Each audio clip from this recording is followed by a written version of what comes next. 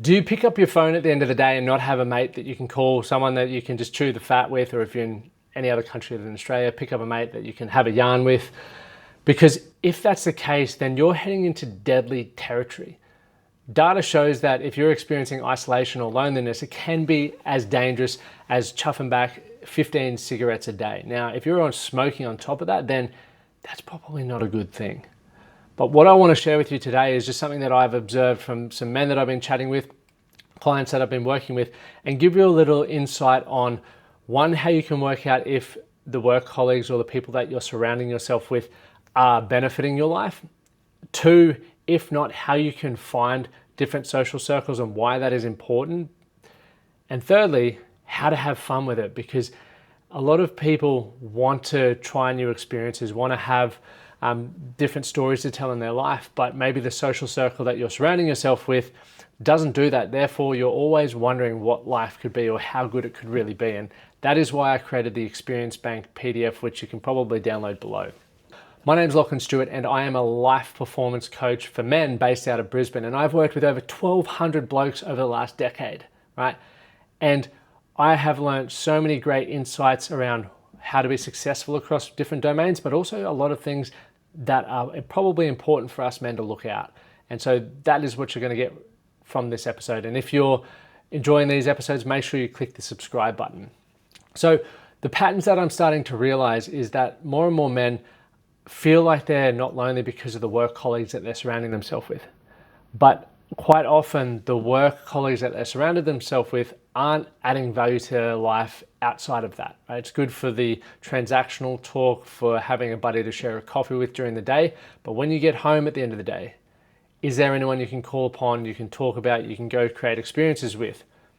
Most likely not. It can be very different for those of you who are married, or if you're really doubling down on building your career, maybe you're thinking, I don't have time for mates. But the truth is, what you don't make time for now will catch up with you in the future.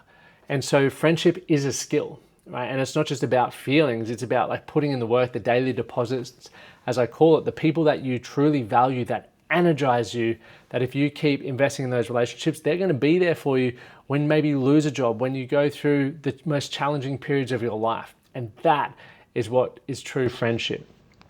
So one thing that I noticed with a bloke that I was working with this morning, we were going through auditing his environment, and part of that was looking at, his place of work, how his environment was at home, and what we can do to actually improve that. It then got down to a second step where I was like, all right, well, let's audit and get clear on the people that you're surrounding yourself with. Are they adding value to your life, or are they draining it? And the question was just, what are the people that you've spent the most time around over the last month? We wrote the people's names down, and I would encourage you to do this. Who are the people that you've spent the most time around over the last month?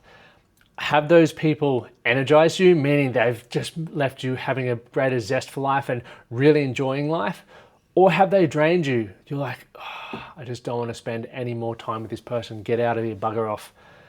One or two things. What we then do is you can then go through another column and say, well, how much time am I spending around that person weekly or monthly? Okay, and what you're going to do is start quantifying it, because if you're spending more hours around people who drain you, you're probably going to spend your life feeling bloody drained. So we want to do something about that. If you're someone who wants to live a greater quality of life, an energized quality of life where you feel alive, then this is what you want to do. And here's what's going to happen. You might look at that sheet, as this dude did this morning, and notice that most of the people were energizers, but he wasn't spending enough time with those people. And the reasons were, one of them had family, had a couple of kids, so it was hard to get time. The other one lived abroad, and the other one was sinking into work or something like that. And I said, okay, well, that's fine, but that is life also. Everyone is busy, everyone has priorities. So if those people aren't necessarily as available to you as much as you want, you're probably going to gravitate to people who drain you and who give you their time more freely. And the downside with that is that you're going to feel drained. So the next best thing we can do is start increasing your social circle, right? Making new friends. And if you're over 30, that can be bloody scary. Like, you're not just going to walk up to someone completely new, or maybe you will, but I'd be a bit interested if this is you, and you would say, hey mate, will you be my friend? Like, friendship is earned. As I said, it's a skill. But where do you find people or like-minded people? It's generally doing the things that you love. So for me, I would be at a run club, or I would be traveling to new places, something active and outdoor, or maybe some family group now that I've got a son, where I would meet people who are in a similar stage of life to me and who have similar values. You know, they might value their health, they may value family, they may value adventure. And I go, well, this person could be my new best friend. And the key with that is you want to continue building it. And I've probably been guilty of in my life saying, hey, you don't need a heap of friends, you just need good friends. And that's true. But what if your good friends' lives get busy and you slowly start separating and you start growing apart? Who are you left with? No one. That sounds very sad, doesn't it? But that's the truth. As we get older, people die off, people grow apart, there's different interests, and that's the reality of it. So therefore, you need to plan for that. One thing that I've started doing, you know, obviously after you audit your social circle, and not just social circle, but the people that you're spending the most time with, you can then move into, well, okay, what are the things that I would do to make new friends? We've said that. And if you're someone who goes, well, I don't really know where to start, but you've got a couple of good friends, why not create a get together or a meetup where you say, hey mate, why don't you bring someone in your life that I don't know that you reckon's a good bloke, and I'll bring someone in my life. So one thing I've done recently, went and played a round of golf, invited one of my buddies and said, hey, you bring someone I don't know, I'll bring someone you don't know. We'll switch it up. We'll potentially make new friends, or we might find out some of your friends are absolute losers, vice versa. Right? But that's the goal, because it's the art of meeting new people. And sometimes a warm introduction is a lot easier than a cold introduction, right? So that is something that you can do. So I would love you to not only think about what's the influence of the people that you're spending your time around with, but how can you get warm connections to new people so that it's easier to make friendships with like-minded people, people that are already vetted.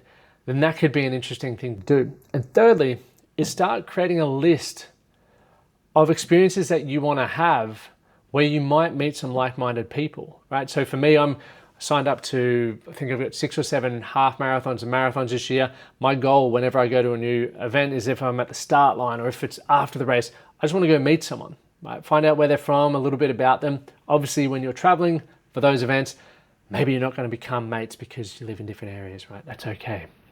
But the key for me is always just outside of work, because work is very transactional. Work can be almost forced friendships, unless you love what you do and you're in a startup or something like that, where it is genuinely like-minded people. But if you find yourself at a job you don't like, if you find yourself going for after-work drinks with people that maybe you don't like just because it's a social thing to do, then it might be worthwhile starting to do some of this stuff, because you don't want to be in that position where when it matters, you know, when you're going to retire, or you may go through some of the most challenging periods of your life, you don't have anyone to call on, right? And that's the, I guess, the reality check of life. So the social circle that you have is the ceiling, right? They show you what you believe will be possible. And if you don't like that, it's time to change it. That's it for me. Click the link below. There will be the Experience Bank PDF, which will help you create 5 experiences in your life. One with your partner, and if you don't have a partner, choose a family member or something.